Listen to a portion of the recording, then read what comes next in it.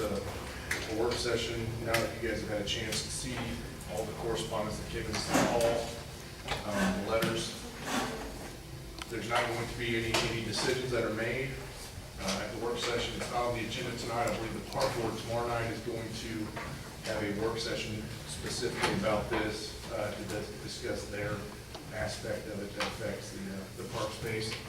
And that's going to be tomorrow night. Probably around 7:30, they have a ribbon cutting that starts at 7, so they'll go into their work session right after that ribbon cutting. But I wanted to give everybody a chance to, after they've seen everything and had time to think about some of the comments that were made, look through the ordinance again if there are any changes or any discussion that they'd like to have specifically relating to this. So with that, I will open it up to anybody who wants to speak.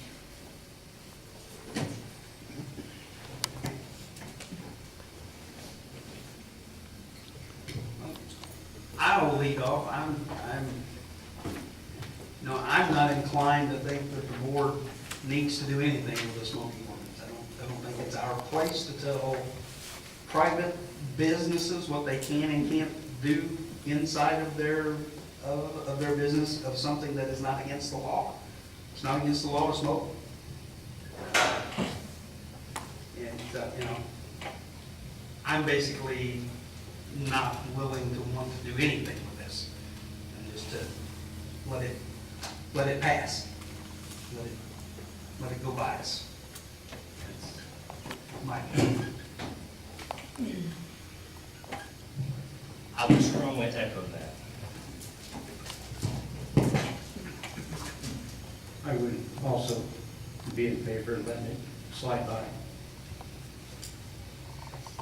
I gotta agree with them. I mean, as far as in the city buildings and stuff like that, I mean, it's already smoke-free and everything. And so really the only thing the ordinance would do would be to tell businesses how to run their business. And I'm not inclined to do that.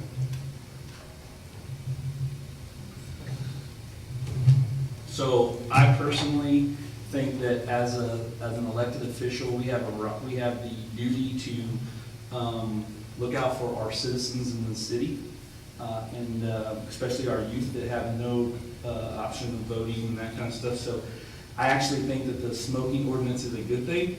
I don't necessarily know I like it the way it's currently written, but I'm not against it like the rest of them I mentioned already.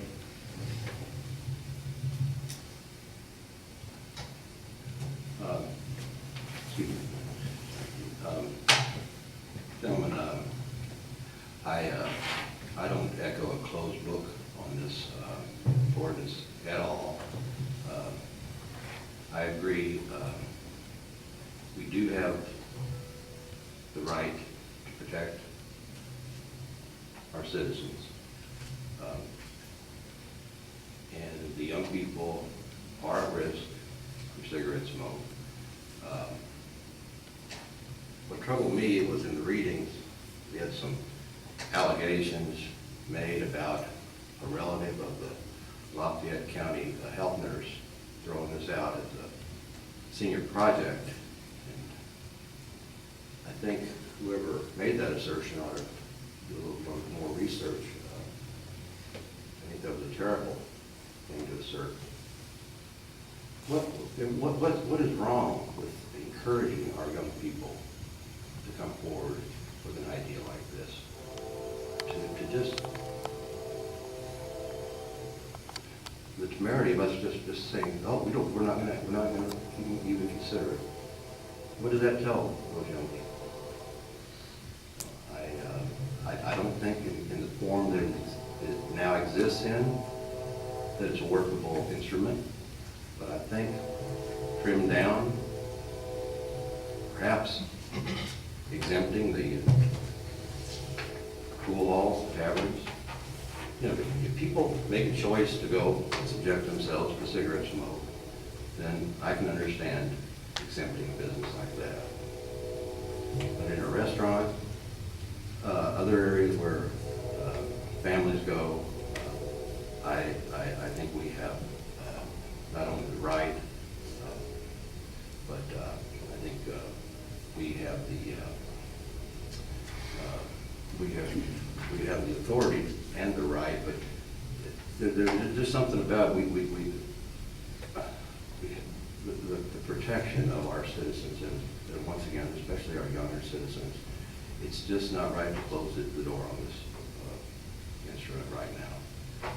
Of course, we'll have to live with the vote, and those are just a few of my thoughts. Once again, I'm troubled by the assertion that this was brought forward as merely a senior project.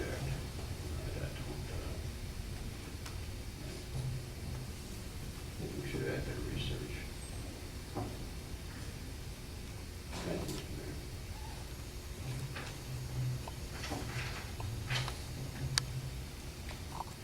Any other?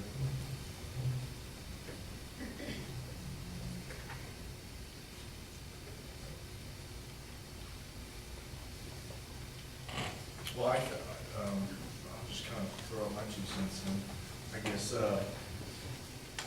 I don't believe it, at least this time, I don't know where the senior project allegation came from, so, I don't know if that was, they have other knowledge that I don't have, but, what I do think is important is I don't think that even if even if we feel like we don't have the right to tell business owners what they can and cannot do in their own business, there's more to the ordinance than just that. We still do have parks to consider, outdoor environments to consider. I look at it as a general public safety issue, so I look at it as fire code. We tell businesses where they have to have sprinklers, where they have to have exits, how wide different travel ways have to be. We tell them that they have to have certain things in an area where they prepare food to keep it safe for everybody. I don't necessarily see where this would be any different. I don't like the ordinance the way it's written now. I do think it's very restrictive.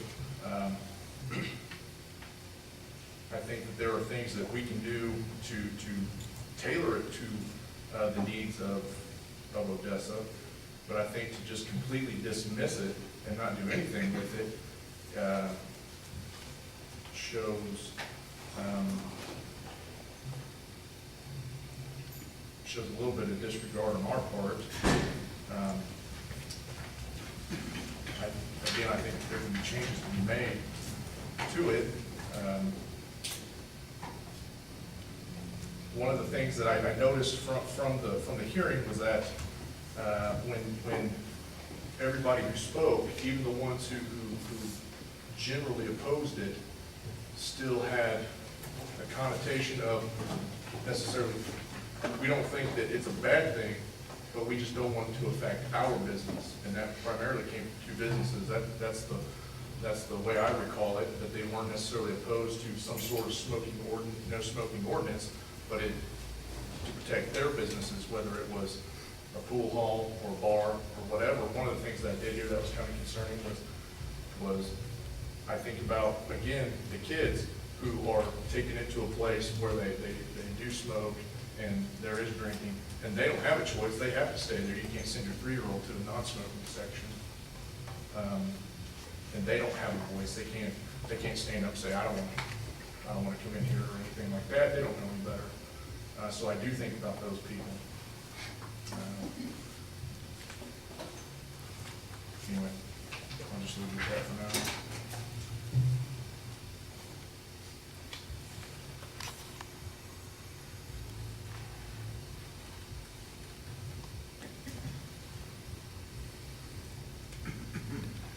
Any other general comments or specific comments? Yeah, I do. And I agree that we need to do something with the kids coming up is really the problem as far as I see it, because I think that that's where it ought to be taught, is to the kids not to smoke and the dangers of smoking and everything, because I believe that things like that, especially when it's not against the law to smoke, is like a generational thing, is what I would call it.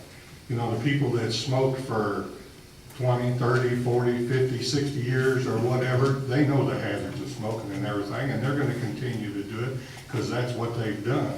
Where you gotta break the cycle is with the kids.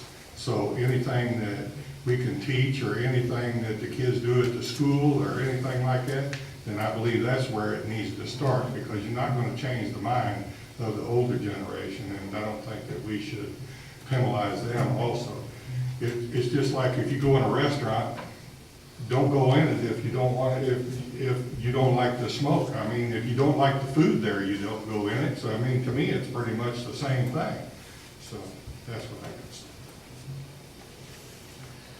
I can understand teaching the younger generation, but wouldn't it also be teaching the younger generation by, if they had a restaurant that was smoke-free in the restaurant, then they're just not around it, they don't see it, that's a different type of teaching method, you know, because they're just not there around it.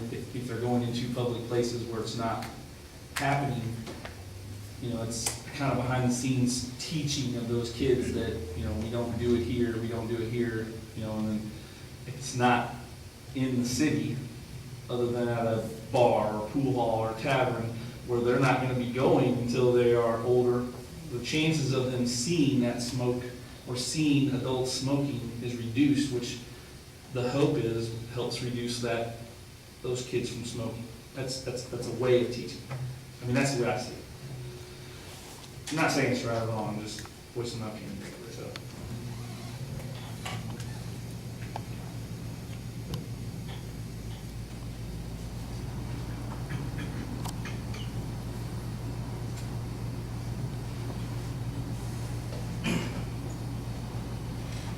Any other comments?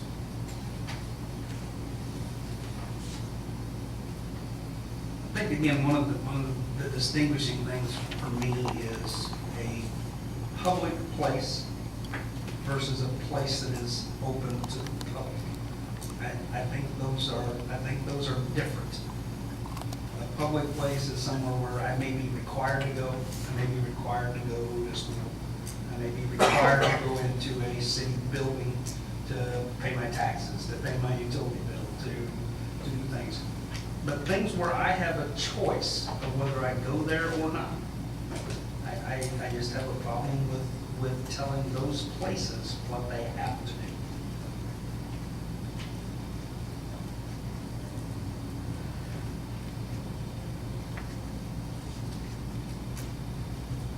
You're looking at K under definitions, is that, or where, is there a specific spot you're looking at, Mark? No particular spot there, but a public place, you know, I don't consider a hotel or a motel a public place. I don't consider a laundromat a public place. It's a place that may be open to the public, but it's not some place that you are required to go. And you can't tell kids they don't have to go to school. You know, if you need to pay your taxes, you want to pay those in person, you've got to go inside that city building. So those people that don't smoke then are penalized their rights to go into someplace where, because we want to give them that option of smoking. So people that smoke can now smoke in there, but since someone doesn't smoke, now I can't go to the laundromat, or I choose not to go to the laundromat to wash my clothes.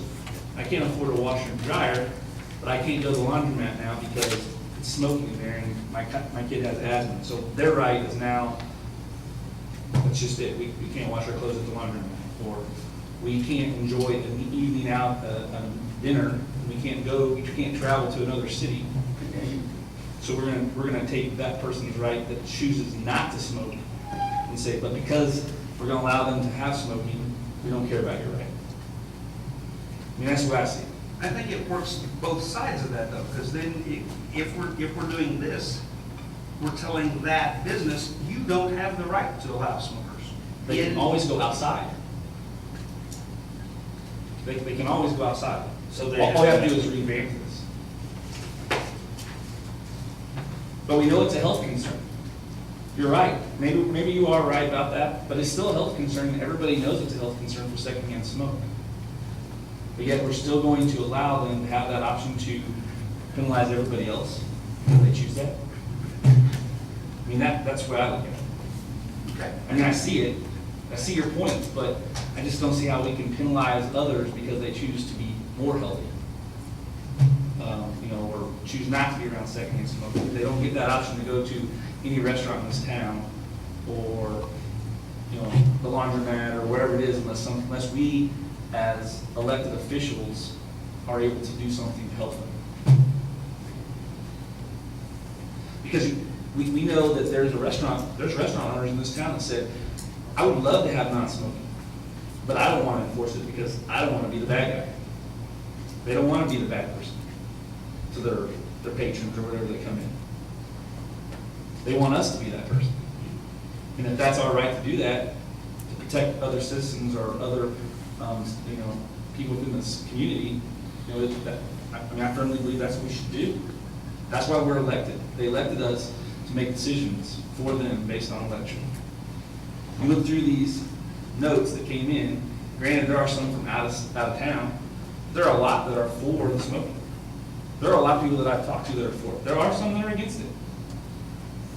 I personally think the ones that are for it outweigh the ones that are against it, at least that have voiced their opinions. How many of those letters were sent out? I have no idea. Does anybody know? They came from the. I know, because there's only one choice on there. You couldn't choose, yes, I do, or no, I don't. And I'm assuming there's more than, let's say, 60 sent out. You know, I'm assuming there's probably a couple hundred sent out, or more, maybe 1,000. Would it be okay to assume that the people that did not agree with that did not send it in, are voting no? Well, I mean, so really those aren't, those are just somebody's. But so we don't know how to vote. It's a marketing tool, more than anything. But we don't know how to vote if they didn't say anything back. But That's why we have all these hearings and no one shows up. They don't want to okay, voice their if opinions. you listen, when the hearing was here, one person that was for it was actually from the city of Odessa, inside the city that votes here. Okay, the majority that was against it, that were voters, the ones that we represent, were against it.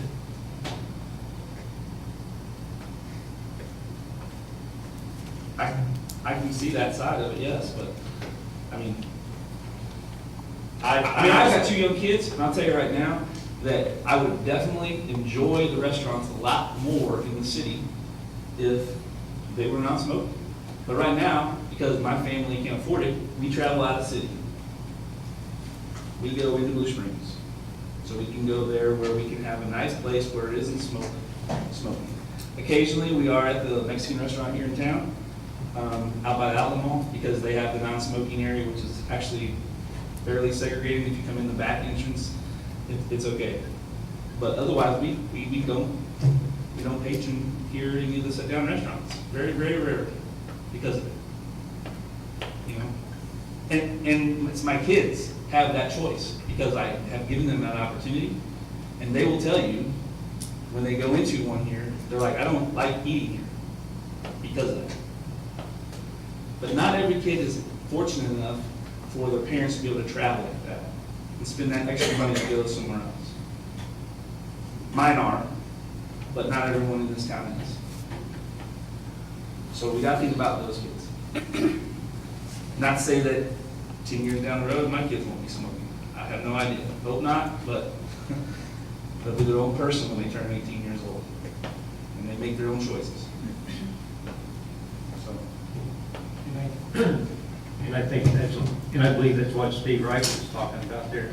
We need to do education instead of passing ordinances. We need to see that it's through the schools, through the health department, through Lafayette County, that they get education, not only to the kids, but also to the parents. It all begins with education before you start putting ordinances and restrictions and taking away people's rights. I'm not mistaken, I know when I went through, we did a pretty heavy no tobacco campaign and health class. I don't know how they do it now, but I know that smoking was a huge topic, so. Like I said, I don't know what they're doing now with it. I assume they're doing something, because there is a student organization that does, they didn't have that when I was in school, it's a student organization against smoking, it's not that I know of. I assume they're still teaching that in health class, that tobacco is secondary to smoking, so that's been a little bit, I can be for sure, but.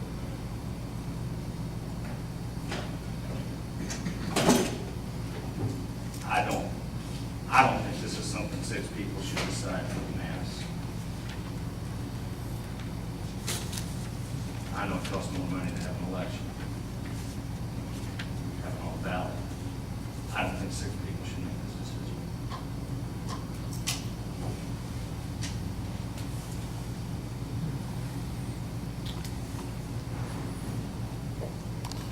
That may be something to consider then.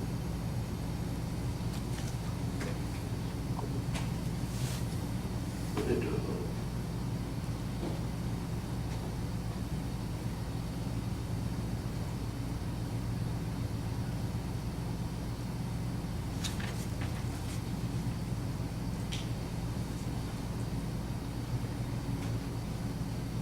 I To- agree with you. To be put on a ballot, we would have to establish something to put on that ballot, that's correct? You just can't, you can pick this and you can say, this is the ordinance that you would vote on. Right. Or it could be modified in some form, but whatever you would put on a ballot, you actually have to establish what that is so that people would know what they were voting on. It wouldn't be able to go through the amendment process. Right. Like what we're able to do now. You see what Yeah, I'm so saying? it would be whatever you would put out there, and that would be either a yes or a no. I mean, because if you're gonna put it on the ballot, this needs to be modified, so, I mean, I personally think it's not, the way it is right now isn't the way I would wanna put it on the ballot.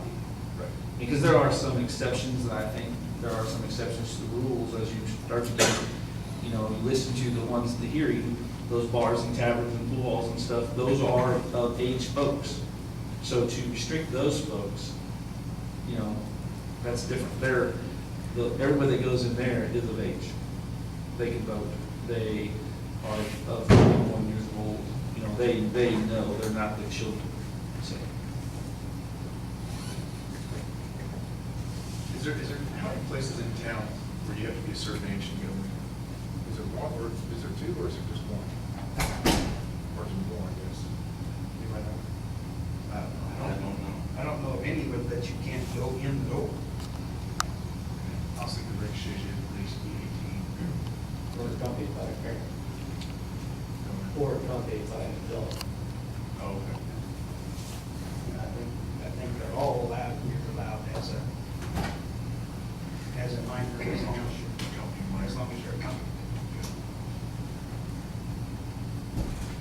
Yeah, I mean, that is an option, is to put it on a ballot at large, and like you said, I would think that you guys would want to take a closer look at it, if that's the direction you go. Obviously, you don't have to go that direction, but that is an option. It's a ballot issue, the wording would have to be trimmed down substantially. The voter's not gonna read volumes, words, you're gonna have to trim it down to its very specific facts. I'll be in favor of that.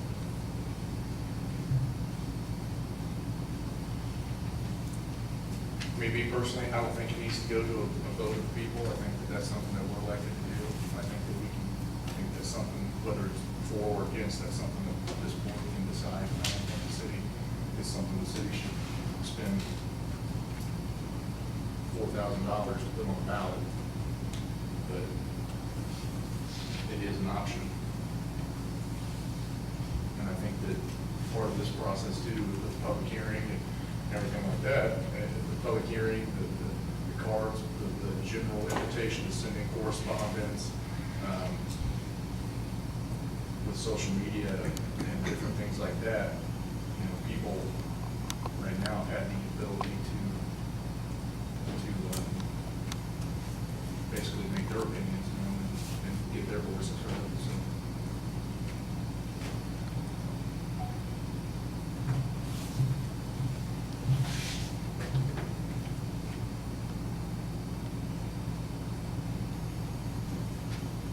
comments?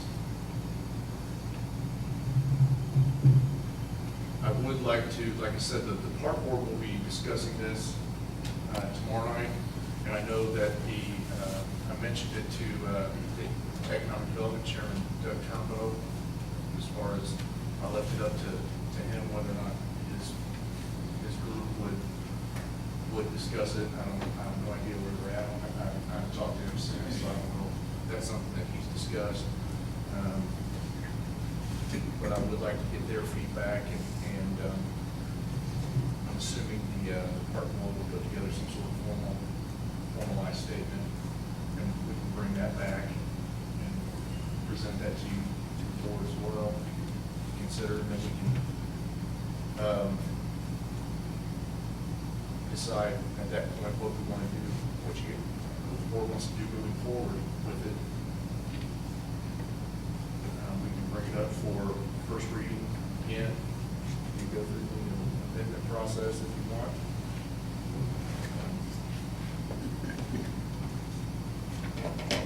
Basically, what do you guys want? What next step would you like to see?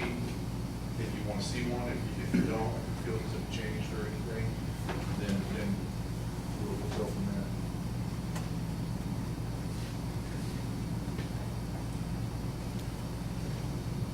Put it in the first reading. I think it needs to be modified first, personally. The only way that's going to happen is if it's on the agenda, open for discussion at that point.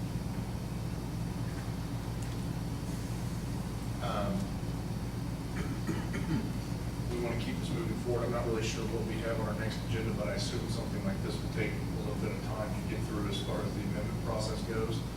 So if you guys don't mind, I'll look it over with staff, and we'll see what our next agenda looks like, and see if we can do it then. But if that agenda's heavy, then we may put it off another meeting if everybody's comfortable with that. Anybody object to that? Okay. Any other comments, and we will.